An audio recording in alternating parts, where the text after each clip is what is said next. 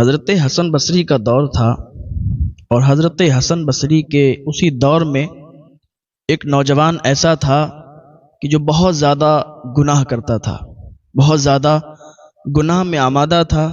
گھر والے منع کرتے تھے لیکن باز نہیں آتا تھا۔ ہمارے یہاں بھی حضرت حسن بصری کے دور میں جو نوجوان تھا وہ کیا ہوا کہ بہت زیادہ گناہ کرنے والا تھا، بہت زیادہ گناہ کرتا تھا، گناہوں میں ملبس تھا۔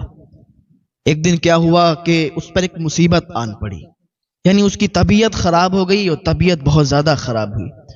اس سے چلا نہیں جا رہا تھا تو اسے بالکل جب یہ کمزوری محسوس ہوئی اور ایسا لگا کہ ایسا لگتا ہے کہ میں بچوں گا نہیں، تو اسے اللہ یاد آیا۔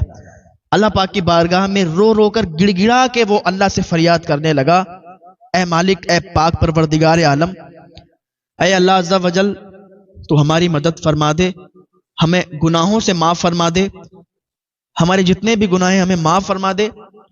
آج کے بعد کبھی کوئی گناہ نہیں کروں گا، آج کے بعد کبھی کوئی بھی گناہ کے کام کے قریب نہیں جاؤں گا، آج سے میں سچی توبہ کرتا ہوں۔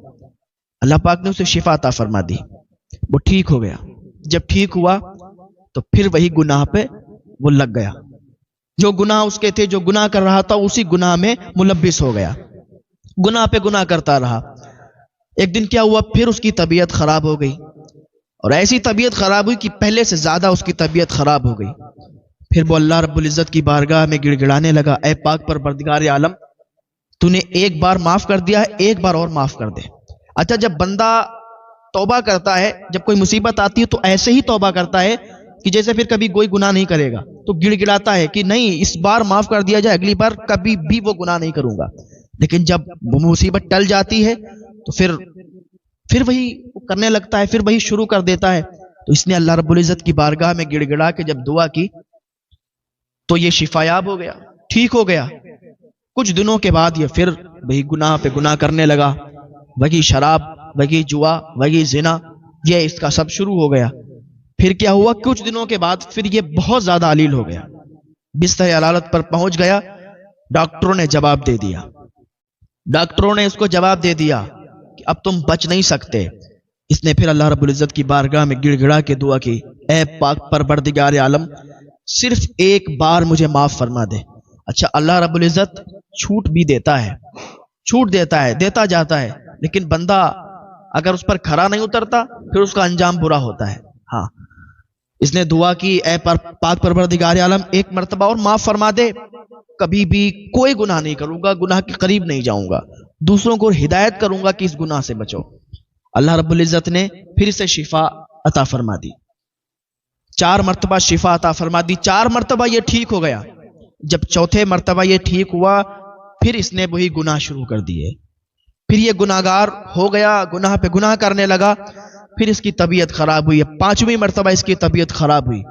اب اس نے اللہ رب العزت کی بارگاہ میں ہاتھ اٹھائے اور دعا مانگی تو آواز آئی کہ اب تو ٹھیک نہیں ہو، تو اس دنیا سے جانے والا ہے، اب تجھے توبہ نصیب نہیں ہوگی، اب تجھے معاف نہیں کیا جائے گا۔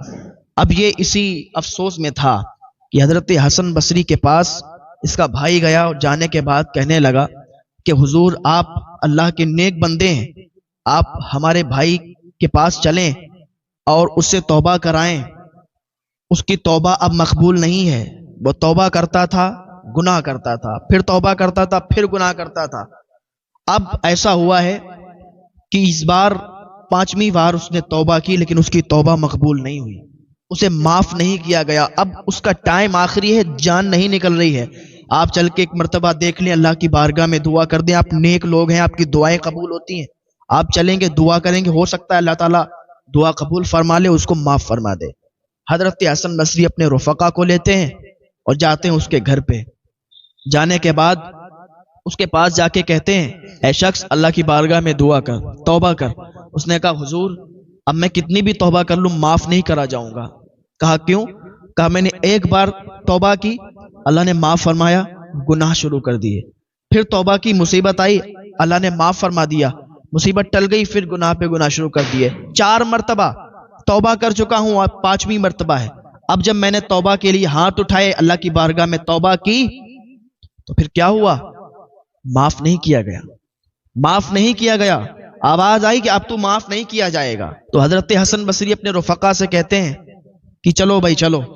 حضرت حسن بصری چلے گئے تو اس نے اپنی ماں کو بلایا اور کہنے لگا ماں یہ دیکھو حسن بصری تھے، یہ اللہ کے بہت محبوب بندے ہیں، شاید کہ یہ میری طرف سے اللہ رب العزت سے نا امید ہو گئے ہیں اس لیے چلے گئے، لیکن ماں اللہ کی رحمت سے نا امید نہیں ہونا چاہیے. ماں 4 مرتبہ اللہ نے مجھے معاف فرمایا ہے، مجھے امید ہے اپنے رب سے، مجھے امید ہے اپنے رب کی ذات سے کہ وہ مجھے معاف فرما دے گا. ماں میری ایک شرط ہے. اس کی ماں نے کہا بیٹا کیا ہے؟ کہا ماں میں بہت گناہگار ہوں، میں نے توبہ اللہ رب العزت کی بارگاہ میں کر لی ہے. جب اس نے یہ الفاظ کیے تھے نا کہ اللہ رب العزت کی ذات سے مجھے امید ہے، اور جس کو اللہ تعالیٰ کی ذات سے امید ہوتی ہے تو پھر اللہ تعالیٰ اسے معاف فرما دیتا ہے، کہ لا تقنطوا من رحمت اللہ، اللہ کی رحمت سے نا امید نہیں ہونا چاہیے. تو اسے امید تھی اللہ کی ذات سے کہ اللہ تعالیٰ اس بار بھی اسے معاف فرما دے گا. تو جب یہ الفاظ اس نے دہرائے تو اللہ تعالیٰ نے اسے معاف فرما دیا. جب معاف فرما دیا تو ماں سے کہنے لگا ماں جب میں مر جاؤں نا، جب میں مر جاؤں تو میرے گلے میں ایک موٹی رسی کا پھندا لانا، پھندا ڈال کے مجھے کڑھیلنا اور پھر اللہ کی بارگاہ میں دعا کر دینا، میرے لیے دعا کر دینا تاکہ میں بخش دیا جاؤں، تیری دعاؤں کے صدقے سے بخش دیا جاؤں. تو جب اس کا انتقال ہو گیا تو اس کی ماں موٹی رسی لائی اور رسی لا کے اسے جب کڑھیلنا چاہا تو گھر کی چاروں طرف کی دیواریں آواز کرنے لگیں اے خاتون تو اس کے گلے میں رسی نہ ڈال، اس کے گلے میں رسی نہ ڈال، بلکہ یہ اللہ کا محبوب بندہ ہے اور اللہ تعالیٰ نے اسے بخش دیا ہے، اللہ تعالیٰ نے اسے معاف فرما دیا ہے. آئیں تو صحیح اللہ کی بارگاہ میں. ہاں آپ نے بہت گناہ کر لیا، بہت گناہ گار ہیں، لیکن اگر ایک مرتبہ آپ اللہ کی بارگاہ میں آ کے سچے دل سے توبہ کر لیں گے اللہ تعالیٰ ایسے ہی معاف فرما دے گا جیسے آپ نے کبھی گناہ ہی نہیں کیے ہیں. آئیں اللہ کی بارگاہ میں، اللہ تعالیٰ معاف فرمانے والا ہے. اپنے بندوں سے کہتا ہے میرے بندو آؤ تو صحیح، توبہ قبول فرمانے والا میں ہوں، گناہوں کو معاف فرمانے والا میں ہوں. ارے تم مانگو تو صحیح، دینے والا میں ہوں. اللہ تعالیٰ کی بارگاہ میں جو بھی آتا ہے سچے دل سے تائب ہوتا ہے اللہ تعالیٰ اسے معاف فرما دیا کرتا ہے. تو کبھی بھی اللہ کی ذات سے نا امید مت ہو.